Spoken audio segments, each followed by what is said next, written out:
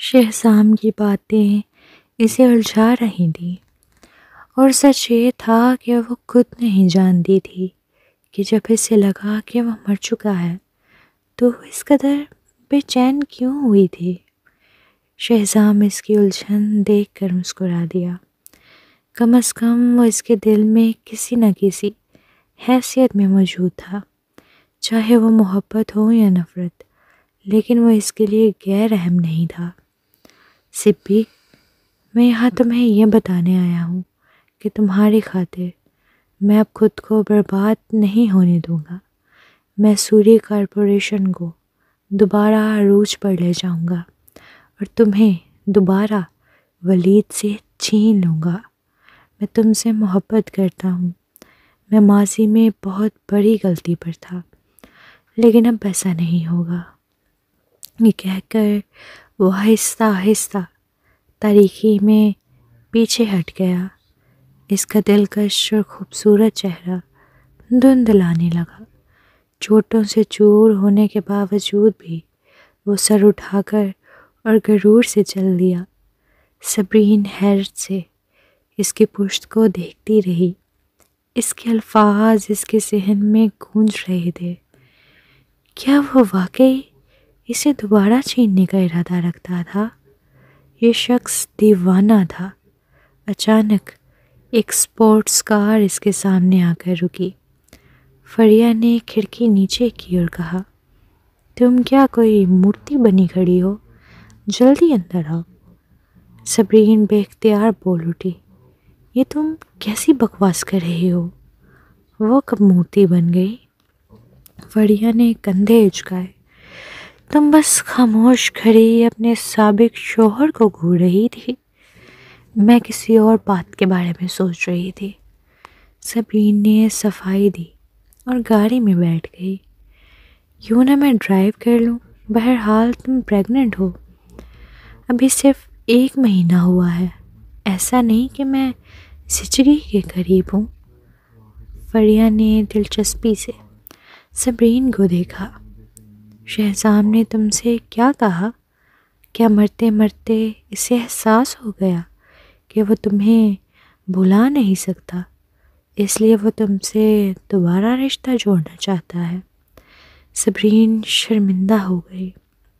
اگر اس نے خود فریہ کو گاڑی میں بیٹھتے نہ دیکھا ہوتا تو اسے لگتا کہ شاید فریہ نے اس کی اور شہزام کی گفتگو چپکے سے سن لی تھی۔ فریہ نے اس کی خاموشی بھانپ کر سوال کیا، تو تمہارا کیا ارادہ ہے؟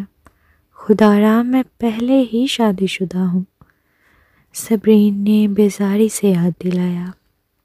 چچ، سامنے دیکھو۔ فریہ نے بھویں اچکائیں۔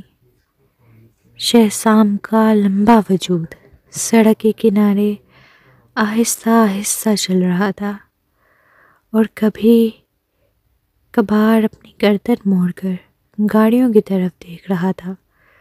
وہ 7 اسٹار ہوٹل ایک سنسان علاقے میں تھا۔ اگر آج رات یہاں عشائیاں نہ ہو رہا ہوتا تو یہاں نجی گاڑیاں نہ ہونے کے برابر ہوتی اور ٹیکسی کا ملنا تو ناممکن تھا۔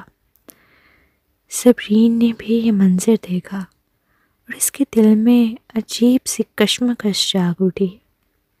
وہ شخص جسے وہ کبھی مغرور اور باوقار سمجھتی تھی، آج عشائیے سے نکلنے کے لیے ایک گاڑی تک کا بندوبست نہ کر سکا۔ ہادی کہاں تھا؟ اس کا ڈرائیور کہاں تھا؟ فریہ نے صبرین کی رائے پوچھی، کیا تم اسے لفٹ دینا چاہتی ہو؟ صبرین نے طنزیہ ہنسی، ہرگز نہیں، مجھے یقین ہے کہ اس کے پاس ڈرائیور موجود ہے، وہ بس میری ہمدردی حاصل کرنا چاہتا ہے۔ صحیح کہا۔ فریہ نے سر ہلایا اور ایسکیلیٹر دبا دیا۔ 10 میٹر کے فاصلے پر صبرین نے اچانک اسے روک دیا۔ رکو، کیا ہوا؟ فریہ نے گاڑی کی رفتار بڑھا دی۔ بریک مارو، صبرین نے نرمی سے کہا۔ فریہ نے جھنجھلا کر گاڑی جھٹکے سے روکی۔ صبرین نے ہلکا سا گلا کھنگارا۔ ابھی میں نے دیکھا کہ اس کے بازو کافی زخمی ہیں، ہمیں اسے اسپتال لے جانا چاہیے۔ آخرکار وہ تمہارے عشائیے کے دوران زخمی ہوا ہے، اگر اسے کچھ ہو گیا تو تمہاری شہرت پر برا اثر پڑے گا۔ فریہ نے حیرت سے صبرین کو دیکھا۔ ابھی کچھ لمحے پہلے تو وہ کہہ رہی تھی کہ شہزام ہمدردی جیتنے کی کوشش کر رہا ہے، اور اب وہ خود اس کی فکر کر رہی تھی۔ مجھے ایسے کیوں دیکھ رہی ہو؟ خیر ہم نیک دل لوگ ہیں۔ صبرین نے آنکھیں جھپکائیں۔ اسے گاڑی میں بٹھا لو، لیکن یہ مت بتانا کہ میں نے تمہیں رکنے کو کہا تھا۔ فریہ کے پاس کہنے کو الفاظ نہ بچے۔ اس نے کھڑکی نیچے کی اور بیک ویو مرر میں دیکھا۔ شہزام سفید شرٹ میں ملبوس تھا اور رات کی ہلکی ہوا میں اس کی شرٹ پھڑپھڑا رہی تھی، چاہے اس کا چہرہ واضح نہ بھی دکھائی دے۔ اس کے لمبے ماڈل جیسے پیر اور مضبوط جسمانی ساخت کسی بھی عورت کا دل موم کرنے کے لیے کافی تھے، مگر شہزام نے فریہ کی گاڑی کی طرف دیکھنے کی زحمت نہ کی اور آگے بڑھتا رہا۔ فریہ نے ہارن بجایا اور گاڑی اس کے قریب روک دی۔ بیٹھ جاؤ، ہم تمہیں اسپتال لے جا رہے ہیں۔ شہزام نے جب ایک جانی پہچانی آواز سنی تو وہ پلٹا۔ تبھی اس کی نظر فریہ پر پڑی اور پھر وہ صبرین کو دیکھ پایا جو مسافر سیٹ پر بیٹھی تھی، مگر صبرین کا سر جھکا ہوا تھا اور وہ اپنے فون پر کوئی گیم کھیلنے میں مصروف نظر آ رہی تھی، جیسے اسے پرواہ ہی نہ ہو کہ فریہ کس سے بات کر رہی تھی۔ فریہ نے اسے گھور کر دیکھا۔ یہ لڑکی واقعی عجیب تھی۔ فریہ حیرت زدہ رہ گئی۔ وہ صبرین کو 10 سال سے جانتی تھی، لیکن یہ پہلا موقع تھا جب اس نے صبرین کو اتنا عمدہ اداکاری کرتے دیکھا۔ ابھی 1 منٹ پہلے وہ مسلسل پیچھے مڑ کر دیکھ رہی تھی اور اب ایسے ظاہر کر رہی تھی جیسے کچھ ہوا ہی نہ ہو۔ ٹھیک ہے، شہزام ہلکا سا مسکرایا۔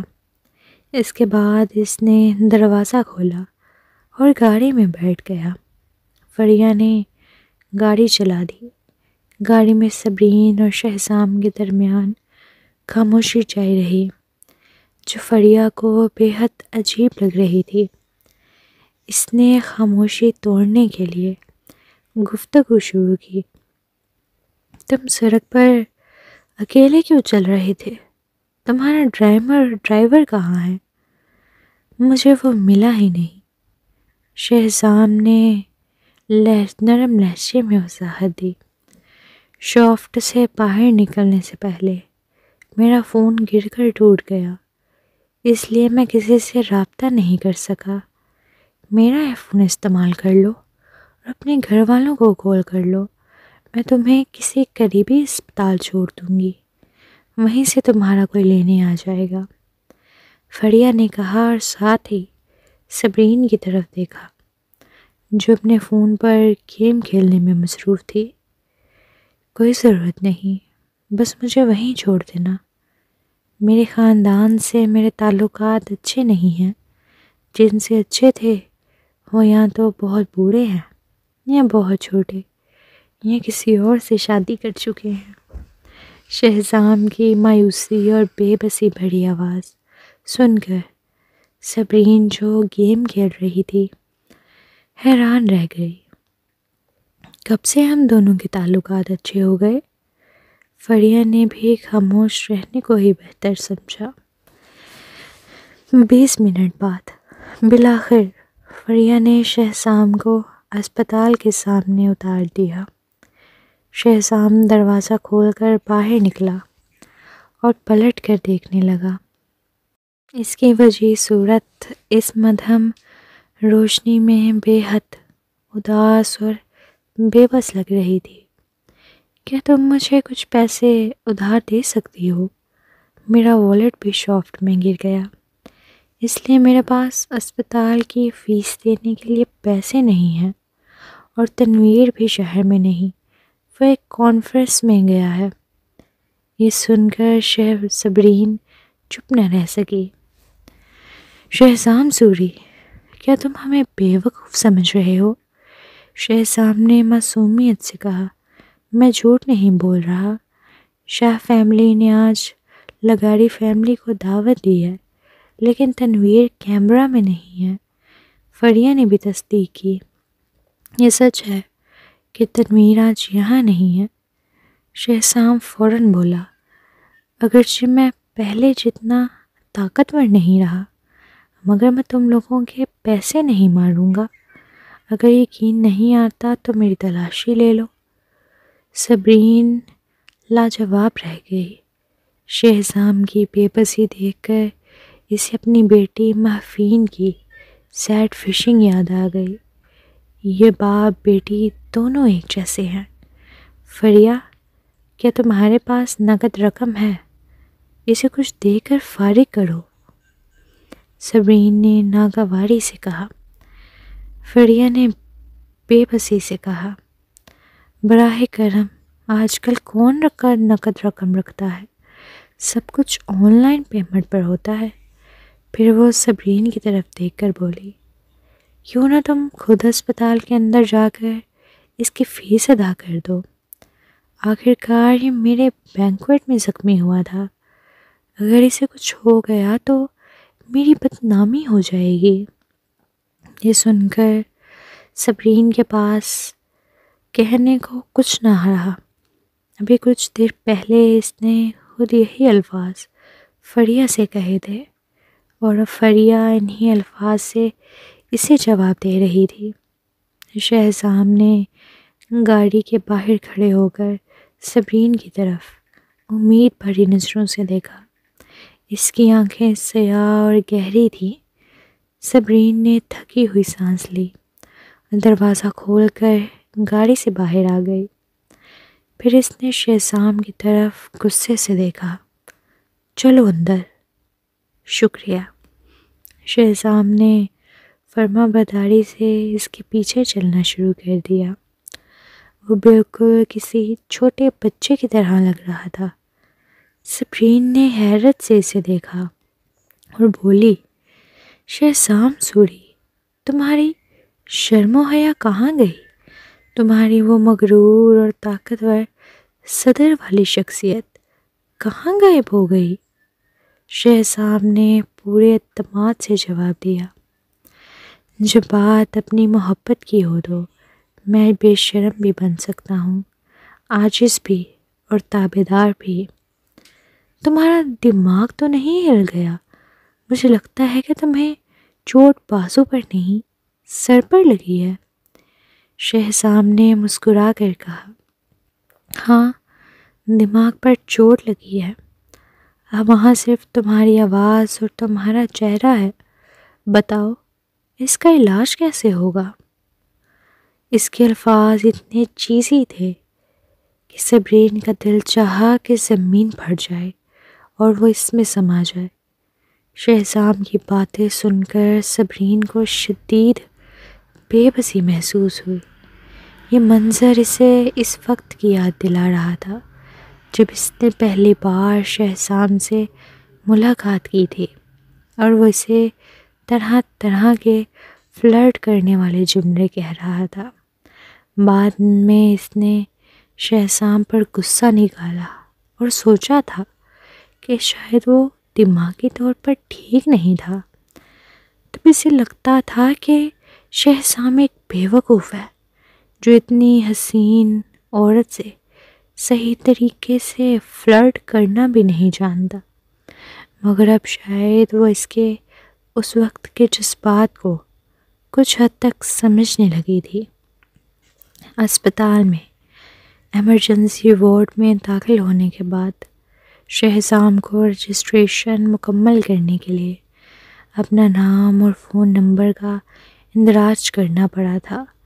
اس نے سیدھا اپنا زخمی دایاں بازو اٹھا دیا۔ میں لکھ نہیں سکتا۔ نتیجتاً صبرین کے پاس کوئی چارہ نہ رہا سوائے اس کے کہ وہ خود اس کا فارم بھرے اور اس کی رجسٹریشن مکمل کرے۔ شہزام اس کے ساتھ چلتا رہا۔ اسے اکثر کروانا پڑا۔ پھر انفیکشن کم کرنے کے لیے سوڈیم کلورائڈ کا آئی وی لگوایا گیا۔ نرس نے ڈرپ لگا دی تو شہزام نے وقت دیکھا۔ رات کے 12 بجنے والے تھے۔ وہ صبرین کے ساتھ زیادہ وقت گزارنا چاہتا تھا لیکن اسے تھکانا نہیں چاہتا۔ مجھے اپنا فون دو، میں ہادی کو کال کرنا چاہتا ہوں۔ صبرین نے سوچا کہ وہ شاید ہادی کو بلانا چاہتا ہے تاکہ وہ اس کا خیال رکھے، اس لیے اس نے بے دہانی میں اپنا فون دے دیا۔ لیکن حیرانی کی بات یہ تھی کہ شہزام نے ہادی کو فون کر کے کہا، میں اسپتال میں ہوں، یہاں آؤ اور صبرین کو گھر ڈراپ کر دو۔ صبرین نے تیوڑی چڑھائی۔ جیسے ہی شہزام نے کال ختم کی وہ بولی، مجھے ہادی کی ضرورت نہیں، میں خود ٹیکسی لے کر جا سکتی ہوں۔ شہزام نے سر ہلایا، نہیں، رات کے اس پہر ایک حسین اور جوان لڑکی کا ٹیکسی لینا محفوظ نہیں۔ رسید دو، میں کل تمہیں پیسے واپس کر دوں گا۔ صبرین نے بغور اس کی طرف دیکھا۔ اسپتال میں آج تمام بیڈ بھرے ہوئے تھے، اس لیے وہ آئی وی ڈرپ کے ساتھ کرسی پر ہی بیٹھا تھا، وہ جو ہمیشہ ایک باوقار اور امیر کبیر شخصیت رکھتا تھا۔ اس بد نظم اور سادہ ماحول میں بے حد بے سہارا لگ رہا تھا۔ صبرین نے آنکھیں بند کر کے خود کو سخت بننے کے لیے کہا، تمہیں پیسے واپس کرنے کی ضرورت نہیں، میں جانتی ہوں تم صرف مجھ سے رابطہ قائم رکھنے کا بہانہ ڈھونڈ رہے ہو۔ شہزام نے کمزور مسکراہٹ کے ساتھ کہا، چونکہ تمہیں پیسے واپس نہیں چاہیے تو ٹھیک ہے، جو میرا ہے وہ تمہارا ہے۔ مجھے سمجھ آ گئی کس کی چیزیں تمہاری ہیں۔ صبرین اس کی ٹھٹائی پر غصے میں آ گئی۔ میں بس تمہیں دوبارہ قریب آنے کا موقع نہیں دینا چاہتی۔ شہزام کی گہری آنکھوں میں نرمی اور محبت جھلک رہی تھی۔ میں جانتا ہوں تمہیں مجھ پر ترس آ رہا ہے کیونکہ میں اب پہلے جتنا امیر نہیں رہا۔ تم میری مدد کر کے میرا پیسہ بچانا چاہتی ہو۔ اف، میں تمہاری بکواس سے تنگ آ گئی ہوں۔ میں جا رہی ہوں اور مجھے ہادی کی ضرورت نہیں۔ صبرین چڑھ کر بولی، مت جاؤ سپی، مجھے معلوم ہے تم نے ہادی کو اس لیے بلایا ہے تاکہ وہ میرے ساتھ رہے۔ تمہیں فکر ہے کہ میں یہاں اکیلا کیسے رہوں گا؟ شہزام کی مسلسل چھیڑ خانی کے باعث آخرکار صبرین نے جھنجھلا کر کہا، اچھا مان لو کہ میں تمہاری فکر کرتی ہوں، بس مجھے جانے دو۔ اگر میں ابھی نہ گئی تو میں تمہارے سر پر یہ آئی وی بوتل مار کر تمہیں بے ہوش کر دوں گی۔ شہزام نے گہری سانس لی۔ اگر تم واقعی جا رہی ہو تو گھر پہنچ کر ہادی کو میسج کر دینا۔ اگر تم نے ایسا نہ کیا تو میں ولید کو کال کر کے تمہارے بارے میں پوچھوں گا۔ ٹھیک ہے، میں کر دوں گی۔ تمہیں ولید کو تنگ کرنے کی ضرورت نہیں۔ میں آج رات اپنے والد کے گھر رکوں گی۔ صبرین نے غصے سے گھوڑا اور تیز قدموں سے باہر نکل گئی۔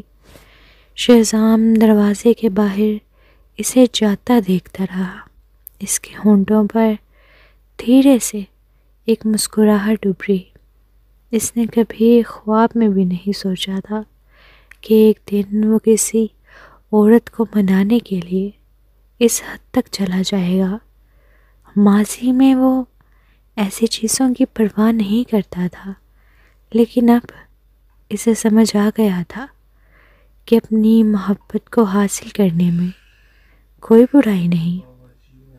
جیسے ہی صبرین لاشاری فیملی کے ولا پہنچی، اس نے ہادی کو واٹس ایپ پر میسج بھیجا، میں گھر پہنچ گئی۔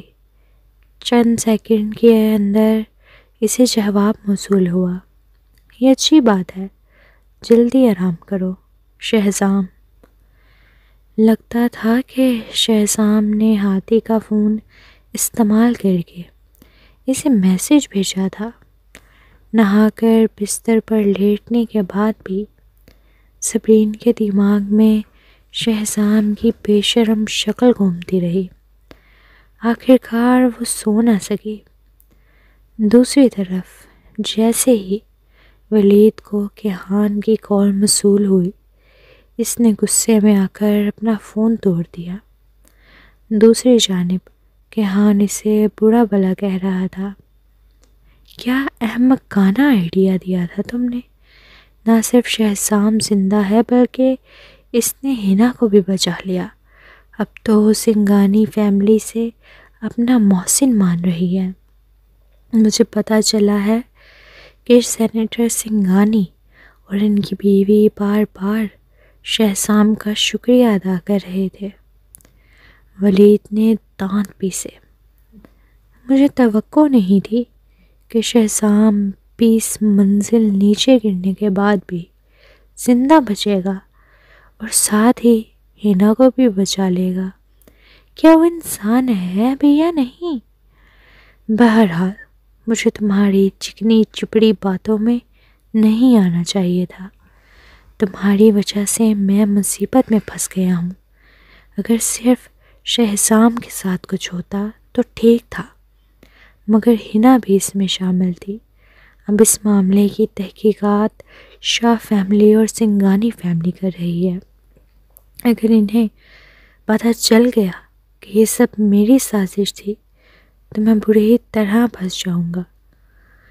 یہ کہہ کر کیہان نے غصے میں فون کاٹ دیا۔ ولید کی آنکھیں اندھیرے میں چمکنے لگیں۔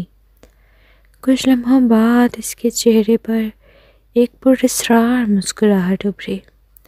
یہ افسوس کی بات تھی کہ وہ شہزام کو مارنے میں ناکام رہا، لیکن کیہان کو اس معاملے میں گھسیٹنا بھی کوئی برا سودا نہیں تھا۔ آخر کار وہ ہمیشہ کے لیے بٹ فیملی کا غلام نہیں بن سکتا تھا۔ دوسری طرف فون رکھتے ہی کیہان فوراً آفتاب کے پاس پہنچا۔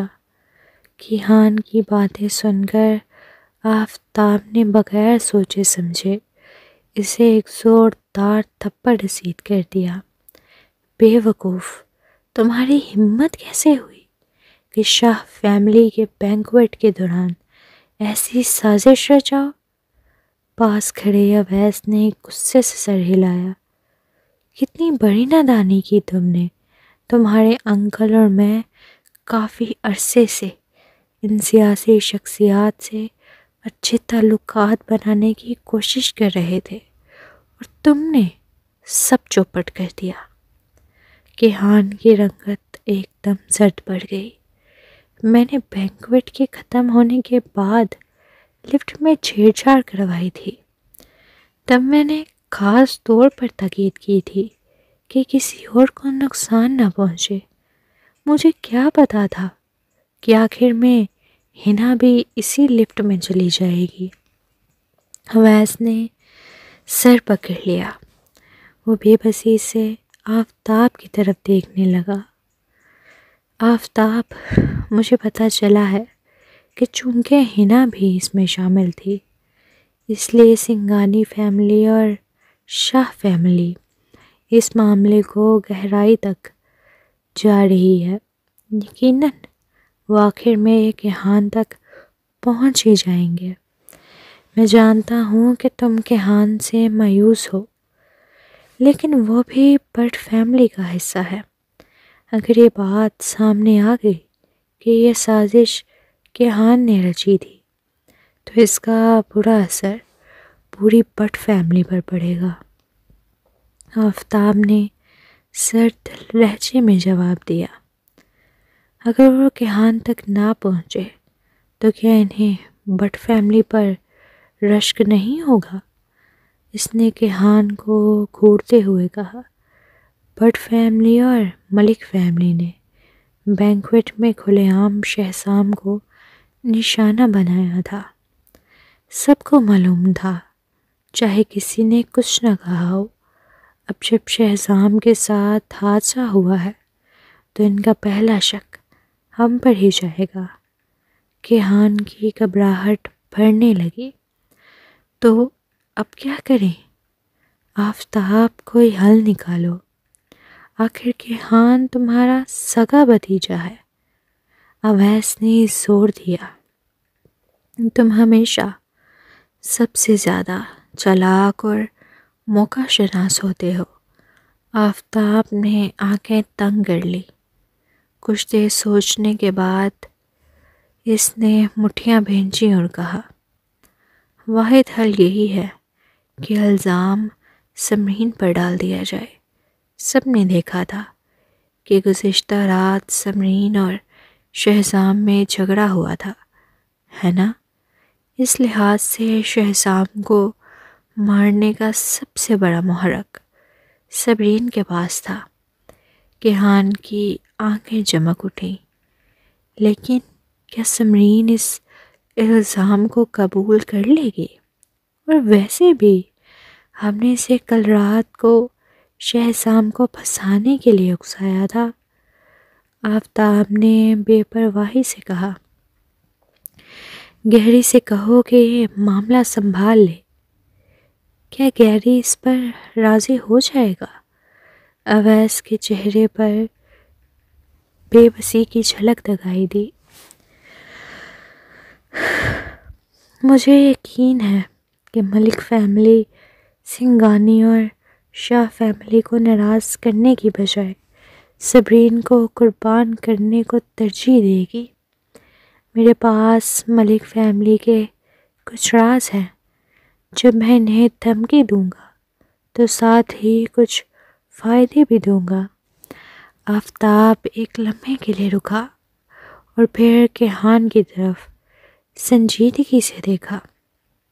یہ اتنا آسان نہیں جتنا تم لوگ سمجھ رہے ہو۔ ہم الزام سمرین پر ڈال سکتے ہیں، لیکن سنگھانی اور شاہ فیملی بے وقوف نہیں ہے، وہ ضرور ہم پر بھی شک کریں گے۔ تو پھر ہمیں کیا کرنا چاہیے؟ کہان کا چہرہ فک ہو گیا۔ انہیں فائدے دو۔ آفتاب نے آہستہ سے اپنی انگلیاں رگڑی۔ سنگھانی فیملی سے شروعات کرتے ہیں، پیسے کی زبان سب سمجھتے ہیں۔ ٹھیک ہے، میں سمجھ گیا۔ انکل آفتاب، آپ واقعی کمال کے ہیں۔ کہان نے تعریف کی، مگر آفتاب بے تاثر رہا۔ آئندہ کچھ بھی کرنے سے پہلے دماغ استعمال کرنا۔ تم مرو یا بچو مجھے پرواہ نہیں، لیکن بٹ فیملی کو اس گندگی میں نہ گھسیٹو۔ کہان شرمندگی سے نظریں جھکا کر بولا، مجھے اپنی بے وقوفی کا احساس ہو گیا ہے، میں معذرت چاہتا ہوں۔ شہزام کسی ماہر خفیہ ایجنٹ سے بھی زیادہ چالاک ہے۔ تم جیسے اناڑی لوگ اسے مارنے کے خواب ہی دیکھ سکتے ہیں۔ آفتاب نے اسے گھورتے ہوئے کہا، اب دفع ہو جاؤ۔ کہان مایوسی سے وہاں سے چلا گیا۔ تو اویس نے فکر مندی سے پوچھا، کیا شہزام اس موقع کا فائدہ اٹھا کر میٹ فیملی سے اچھے تعلقات نہیں بنا لے گا؟ ہم اسے دوبارہ ابھرنے کا موقع نہیں دے سکتے۔ کسی کو اس پر نظر رکھنے کے لیے لگا دو۔ ہسپتال میں رات گزرنے کے بعد شہزام سیدھا سوری کارپوریشن کے دفتر پہنچا۔ جیسے ہی الینا کو پتہ چلا کہ وہ آیا ہے، وہ اس کے پاس چل کر آئی اور جھنجھلا کر بولی، واپس جا کر آرام کرو، تم ابھی اسپتال سے فارغ ہوئے ہو، اور سیدھا دفتر پہنچ گئے۔ کہیں یہیں مر نہ جانا، میں چاہتی ہوں کہ تم میرے آخری وقت میں میرے ساتھ رہو۔ شہزام نے بھویں اٹھائی۔ وہ اس کے سنجیدہ لہجے میں چھپی فکر کو محسوس کر سکتا تھا۔ فکر نہ کریں، میں آپ کے آخری وقت میں آپ کے ساتھ رہوں گا۔ الینا چونک کر اسے دیکھنے لگی۔ اسے لگا جیسے شہزام میں کچھ بدلا بدلا سا تھا۔ حالانکہ شہزام پہلے بھی روز دفتر آتا تھا، لیکن وہ کچھ خاص کام نہیں کرتا تھا۔ بس یوں لگتا تھا جیسے زندگی سے اس کا کوئی مقصد ہی نہیں رہا۔ کیا گزشتہ رات موت کے دہانے پر جانے کے بعد وہ بدل گیا تھا؟ کل رات اصل میں ہوا کیا تھا؟ الینا کی آنکھوں میں نرمی آ گئی جب اسے احساس ہوا کہ وہ اپنا بیٹا کھو سکتی تھی۔